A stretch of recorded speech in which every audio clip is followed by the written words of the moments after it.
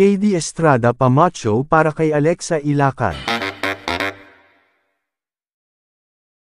Nag-post si KD Estrada ng video sa kanyang Instagram story habang nag-i-exercise.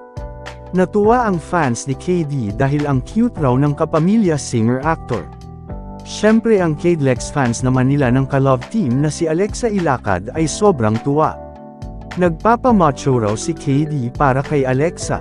May inilagay rin si KD na caption sa video na, "3 sets of busted driver, sweet lover." Sabi ng ibang mga fani, sweet lover, daw si KD sa ka-love team at nililigawang si Alexa. Anyway, ang cute lang talaga ng mga ganung ganap ni KD. Actually ang fans, supporters nila ay sobrang natutuwa sa pagiging close ni na KD, Alexa at duda ng marami na sila na talaga, Yun na. Aktres Chin Ikang namatay. Nakakaloka talaga ang mga fake news peddler, Talagang lahat ay gagawin nila para makakuha ng views. May isang aktres na Chin Ikang namatay na raw. Nagkita kami ni aktres sa isang burol at Chin Ika ko sa kanya na may nagkalat ng ganung chismis sa kanya.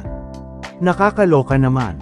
Ayoko pang mamatay, say ni aktres. Naloloka rin si aktres kung bakit may mga nanunood ng vlogs ng mga fake news peddler na iyon. Mr. Kasagpa here, subscribe muna yan for more news updates.